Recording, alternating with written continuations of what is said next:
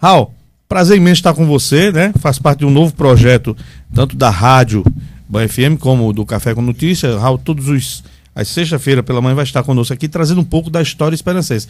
Eu queria, antes que você começar, você fizesse um pouco do seu histórico, do seu currículo, para que muita gente não conhece, né? E passá-lo a conhecê-lo, passar a ver aí, nós como já acompanhamos, não só como amigo, mas como um profissional excelente, exemplar que você é, tanto na justiça, como com essa responsabilidade que você tem em reavivar sempre essa chama da história esperancense, né? Eu quero que as pessoas, nossos ouvintes, passem a conhecer não só, né, o oficial como historiador, mas também como homem, a sua formação acadêmica. Querido amigo Raul, bom dia, meu irmão. Bom dia, Luciano André, bom dia, Joséildo Pereira e os caros ouvintes da Rádio Band FM. Luciano, aceitando esse convite de Paizinho Bronzeado para fazer um quadro aqui no programa Café com Notícias, então toda sexta-feira estarei aqui a partir das 7h30 trazendo algo da história de Esperança, sempre ressaltando as potencialidades do nosso município e resguardando a sua história. Luciano, eu sou formado em Direito, né?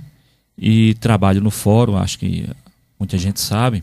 Atualmente eu atuo como assessor de gabinete da magistrada e tenho participado de alguns institutos, a exemplo do Instituto Histórico de Campina Grande, que recentemente eu fui eleito para ser sócio efetivo daquela casa de memória, onde eu já participava como sócio correspondente, isso desde 2012. Eu também participo do Instituto Histórico Paraibano, na qualidade de sócio colaborador, sempre enviando trabalhos que inclusive são publicados no site do Instituto Histórico. Então, desde 2009 eu venho trabalhando, resgatando a história de Esperança, inicialmente através do blog História Esperancense e também com a publicação de alguns livros. Eu publiquei a biografia de Silvino Olavo em 2010, que é um poeta muito conhecido aqui em Esperança e o maior representante do simbolismo na Paraíba. Também em 2011 publiquei o livro João Benedito, Cantador de Esperança, que pouca gente conhece, mas foi um dos precursores dessa literatura que a gente chama de cordel. Isso quem diz, não sou eu quem fala, quem menciona esse fato são os grandes escritores, os cordelistas, os repentistas de antigamente, que sempre dizem a maior figura do repente foi João Benedito. Claro que tem Leandro Gomes de Barros, né, que é uma figura mais conhecida, que também se destacou, mas isso porque a sociedade da época era uma sociedade um pouco preconceituosa. Leandro Gomes de Barros, lá da região de Souza, ele publicou alguns cordéis e assim se destacou porque foi morar no Recife. Ele era um galego, não é? E tinha uma certa condição e por isso conseguiu esse destaque.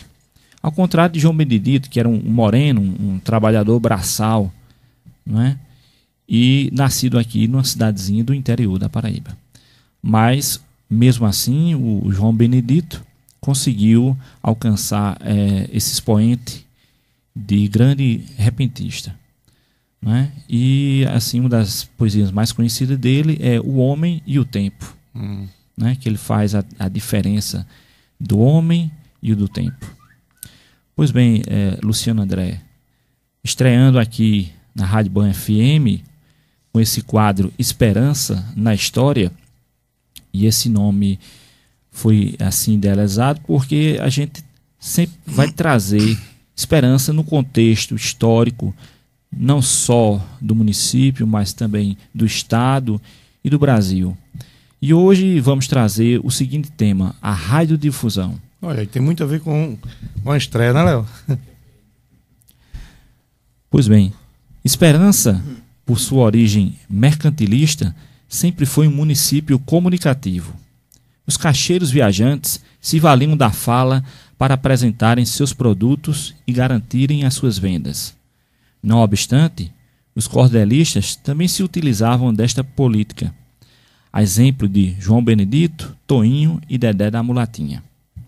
Pois bem, nesse universo da comunicação, a radiodifusão também marcou época em nossa cidade, nas vozes de Hernani Santos, Pedro Barbosa, Pedoca, José Jerônimo dos Santos, Gera, Cláudia Ana da Rádio, que inclusive vai ser homenageada amanhã no programa Tribuna do Povo, e nos serviços de som da Casa Paroquial, com seu Pedro Florentino de Souza, seu Pedro Sacristão, e, eventualmente, nos finais de ano, com a difusora do Parque Maia, que dispunha de um serviço de postal sonoro. Mas vamos falar de seu Hernani, que foi um dos precursores desse serviço em nosso município.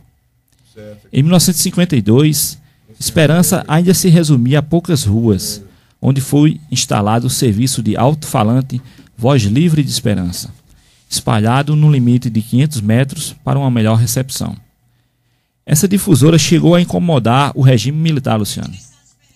O seu proprietário, Hernando Santos, em entrevista concedida a Jacinto Barbosa para o site virgulino.com, relatou que lia notícias da UDN, do PSB e do Partido Comunista. Mas o que não agradava aos homens, eu digo aqueles de farda verde, tinha que ser descartado. Fato esse que certa vez rendeu o recolhimento dos equipamentos pelo Exército Brasileiro, sob a alegação de ser um veículo comunista.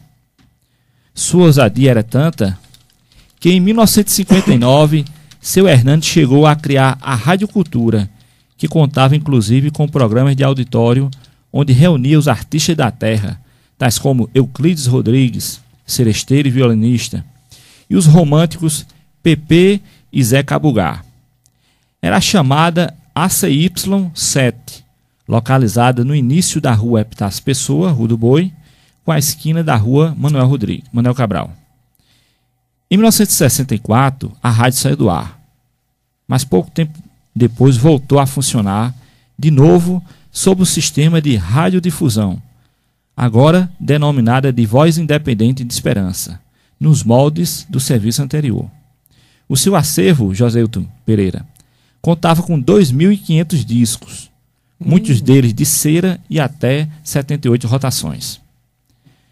Para dizer a importância desse serviço de sonorização, quando os estudantes de Esperança se uniram sob o palio da criação do Colégio Estadual, no ano de 64, estes iniciaram uma campanha com intensa divulgação na difusora de Hernani, angariando assim mais de 1.100 assinaturas, reivindicando ao governador Pedro Gundim o almejado colégio. Em 1982, a difusora de Hernani encerrou definitivamente as suas atividades, mas essa tradição popular ainda hoje se mantém firme, na voz de Pedoca, com seu serviço de som nas imediações do mercado público, ou mesmo através de Narciso Batista, que informa, diverte e toca melodiosas canções no centro da cidade pela rádio alternativa. Por outro lado, Luciano André, temos também seu Manel Galego, que retransmite alguns programas da Band FM. Todos estes, em maior ou menor grau, cada um contribui da sua maneira para a história da radiodifusão local.